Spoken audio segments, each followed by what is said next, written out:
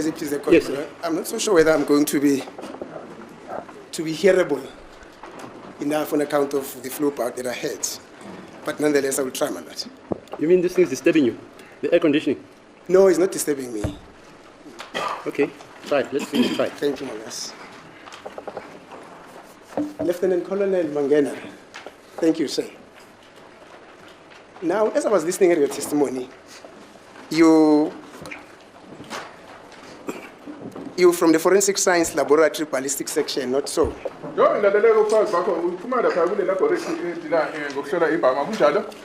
That's correct, my lord. Thank you. Now, science. Is it so or correct that science is an art of accuracy and precision? It's a science, it's an art. I'm now talking science. It's an art of precision, accuracy, and consistency. Science. Is that not so? Manje-ke uma sikhuluma nge-art sikhuluma ngento enobuciko, into engathi ikwazi ukuqonda ngqo. That's correct, my lord. Athi yebo kunjani? Thank you. Now, in a case of a ballistic investigation, that art of consistency, precision, and accuracy are underpinned by the marks that you would find on the exhibit and or on the tools, not so? Othi-ke manje-ke uma sikhuluma ngalobu buciko-ke sikhuluma ngokuthi-ke into ehlala njalo iveza umphumela ofanayo, into njalo ehlala njalo inembile. That's correct, my lord. Athi yebo kunjani? Thank you. You know, the reason why I'm confirming this with you, I had a bit of a concern to one of the questions that you responded to. I mean, I had a bit of a concern about your answer to one of the questions that you responded to when my colleague, Mr. Ramusipili, mentioned to you that according to according to the expert that is going to be called by the defense, he arrived at a conclusion that says, it is inconclusive whether the seen bullet vis-a-vis the firearm that was allegedly found are matching. In other words, the results would be inconclusive because of the reasons that will come and articulate. But then you said, according to you, you were able to find a match, not so? Manje-ke kunombuzo lana obuziwe lana ubuzwa ubaba Msipili. Lo mbuzo lona uthi njengoba uchwepheshe lona esizombiza lana ukuthi azosifakazela, usitshela ukuthi kunokungabaza ngokuthi lesi sibhubhamu nale nhlamvu lena iyabonakala ukuthi inhlamvu ephuma kulesi sibhamu, wena uthi ya kukhona impawu ezikhombisayo ukuthi ngempela le nhlamvu iphuma kulesi sibhamu kunjani? That's correct, my lord. Thank you. I've seen a number of individual characteristics or sufficient marks that made me come to the conclusion that the bullet was fired in this firearm. Yes. Athi ngibone kunezimpawu ezilingene ukuthi-ke zingenze ngithathe isinqumo sokuthi le nhlamvu lena idutshulwe ilesi sibhamu. Thank you. Now, there was further an interaction between Mr. Ramusipili and yourself, where he mentioned that the type of testing that you come, the type of results after the tests that you will come up with are sort of subjective in nature. In other words, you will look at something and you yourself would say, no, I'm happy with the product, and this is my answer to the question that I've been asked to work on, not so. Athi futhi khona-ke lokhu okuvezile ukuthi uhlobo ke lwemiphumela luncike ekutheni umuntu ubona kanjani lo sithi phecelezi ngesingisi subjective. My lord, I believe I was objective and came into the findings.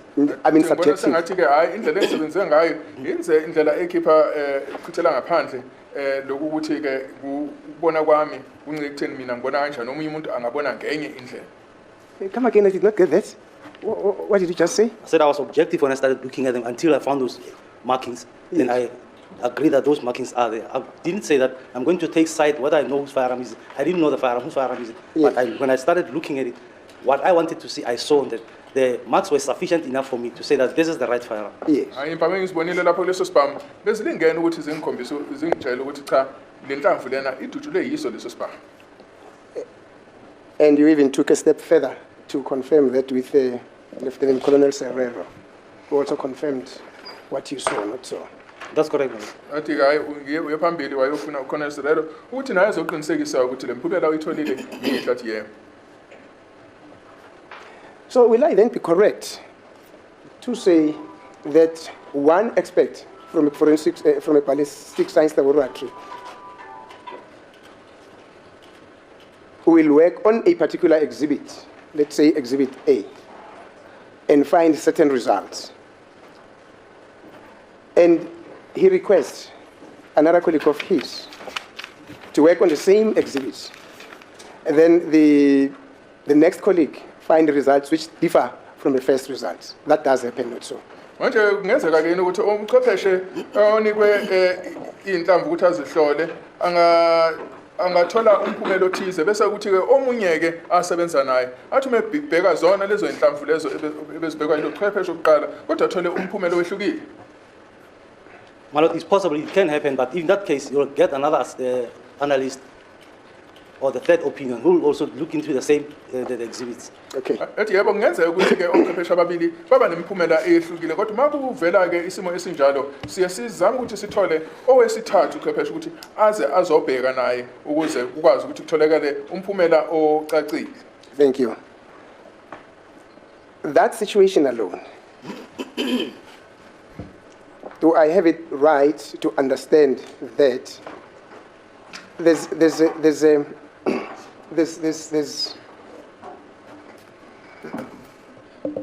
a room within the forensic science laboratory operative system. There's a room that creates a bit of a doubt with regard to the conclusiveness of the test that one expert might do and the other expert can do.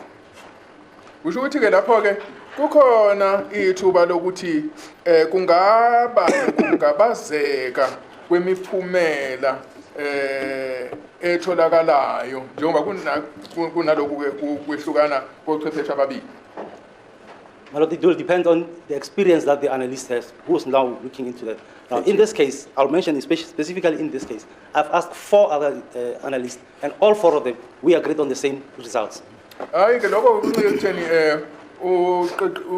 unesipiliyoni esingakanani lo obhekayo kodwa ke asibuke lokho umsebenzi esibhekene nawo manje ukuthi lana ke ngazama ukuthi ngithola abanye ochwepheshe abane ukuthi nabo babheke sonke siyavumelana ngomphumela. Now you've made mention of experience. Does experience count in determining forensic FSL, ballistic forensic exhibits? Manje kuyadingeka yini ukuthi umuntu azabe nesipiliyoni ukuze akwazi ukuletha umphumela ozwakalayo? My lord, when it comes to microscopic comparison, experience counts. Mase sibheka iqhathanisa kusetshenziswa i-microscope kuyadingeka kuye kusize ukuthi umuntu abe mkantshobovu kuloko akwenzayo. Thank you. Now, the level of experience that is required there, to what extent would you put it? You know, experience differ. Now, when you're talking about microscopic evaluation of ballistic exhibits, I mean, for a person to, for somebody to say, this person that is working there at the forensic science laboratory, the ballistic section thereof, I may not doubt their finding. What experience should they have?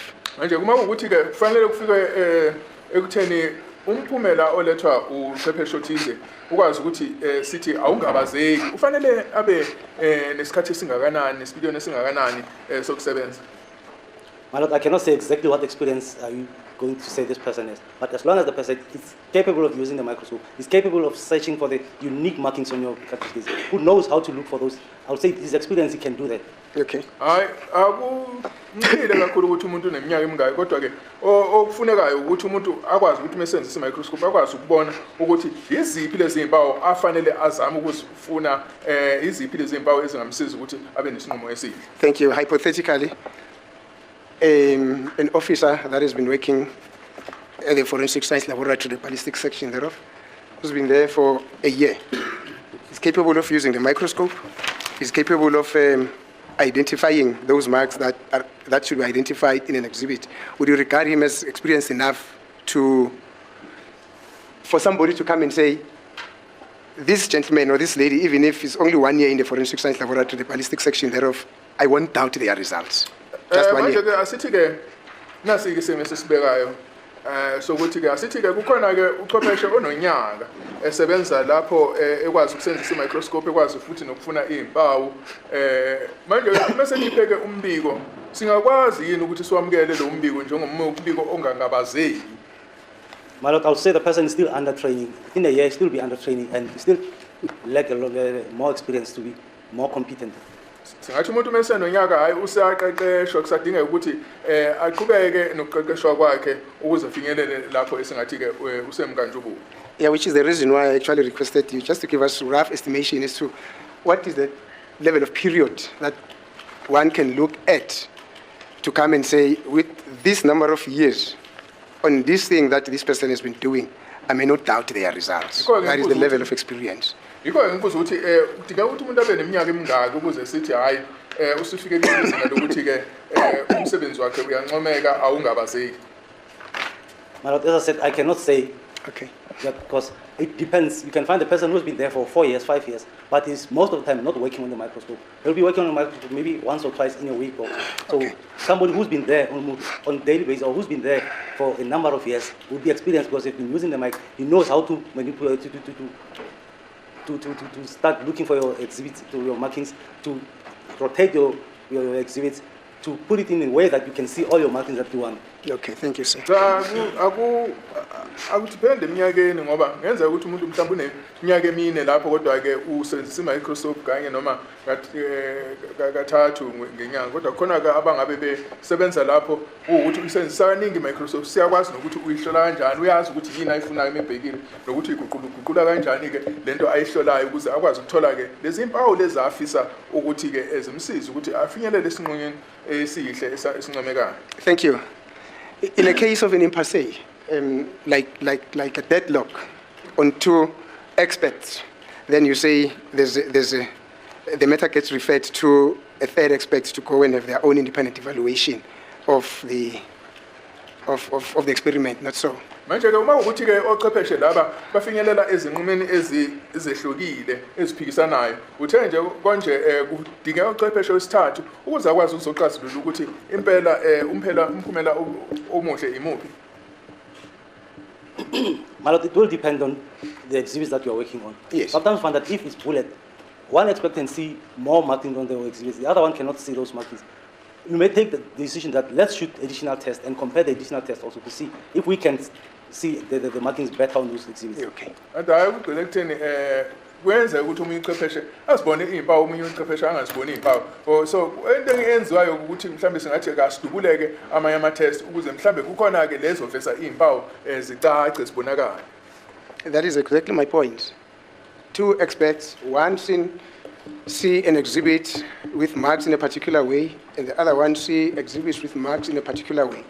You go on and say, let us shoot further tests, bullets, or let us shoot further tests, just to create a holistic picture, to determine whether what we have discovered as expect A and what I have discovered as expect B is still the same.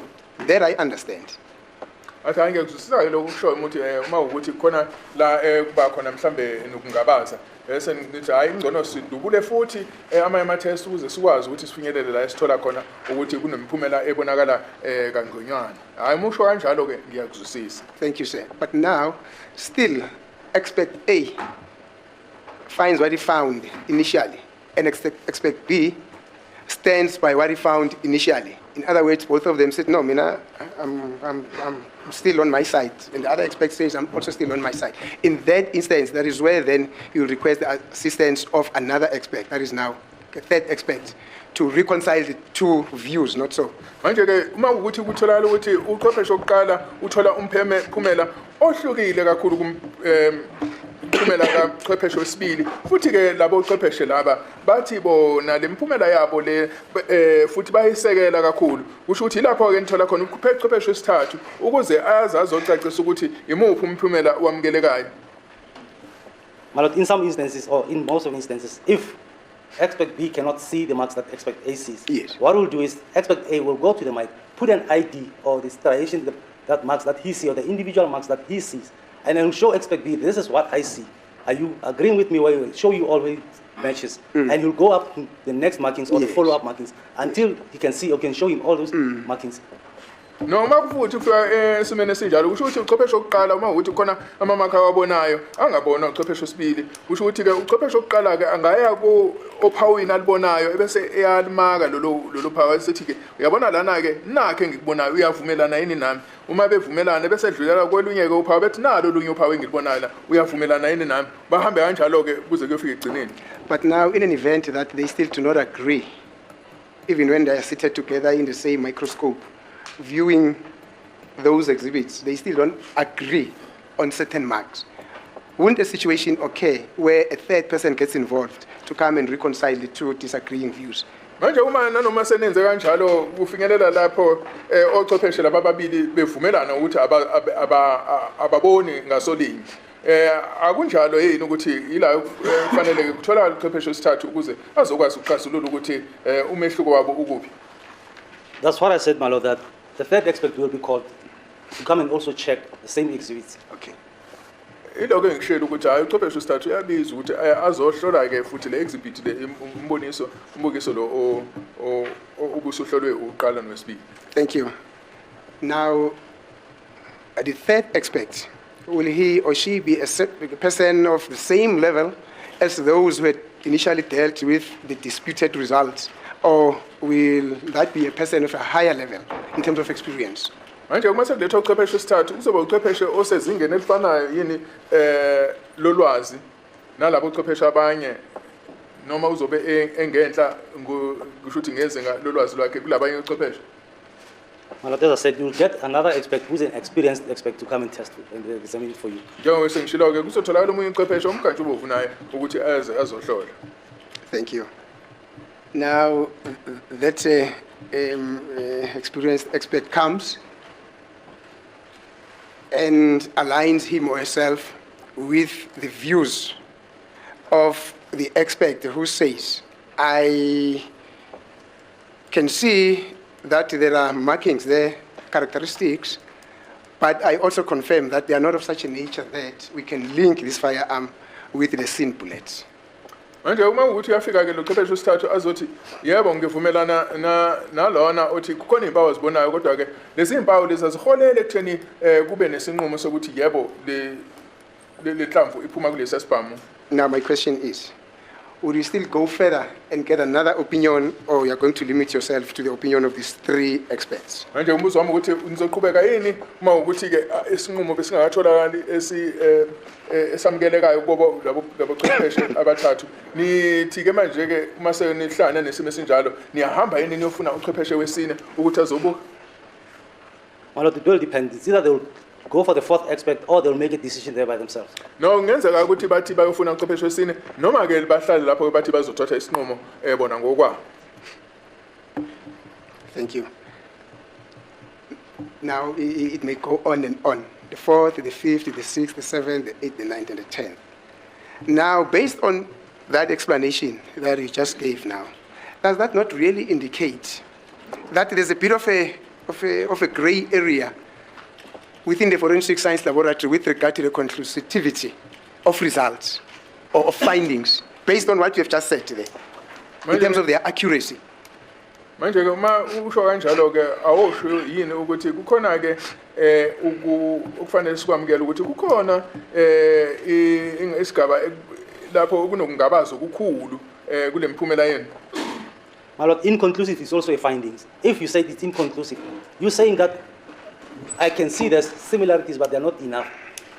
It's not negative, but there's some class characteristics, there's some individual characteristics, but they're not sufficient enough. So I cannot conclude by saying it's possible or it was fighting this firearm or not. You can just leave it there. Manje ke uma sithi ke umphumela awucaci akusho ukuthi-ke azikho iy'mpawu ezikhona ngoba zikhona iy'mpawu zikhona iy'mpawu ezikhombisayo ukuthi le nhlamvu iphuma kulesi sibhamu kodwa-ke asifinyeleli lapho engikwazi ukuthi ngithi yebo kunesiqiniseko esingangabazeki. My question was, based on the explanation in relation to the fact that if two initial experts don't agree, they involve a third one. And there's also a possibility that a fourth, the fifth, the sixth, up to that number of experts might be called. So based on that explanation, would I, as a person that is standing there, looking at what is happening within forensic science laboratory, would I be justified in thinking that there's a bit of a gray area? A gray area means an area that it has got loopholes with regard to the final results that would come out of the ballistic forensic science laboratory in view of the scenario that we just explained here. Njengoba usuchazile-ke kukhona lokho okubekile wathi wena uma ukuthi-ke ochwepheshe ababili abezwani bangalethwa wesithathu bangezwani kulethwa wesine wesihlanu kuqhubeka kanjalo kulokhu bengezwani labo chwepheshe. Lokho-ke akuvezi yini ukuthi kusho ukuthi-ke kukhona ukungabaza okungaba khona kulo msebenzi wenu ukuthi kungathathwa isinqumo esinesiqiniseko esigcwele. My Lord, as I said, inconclusive is also a finding.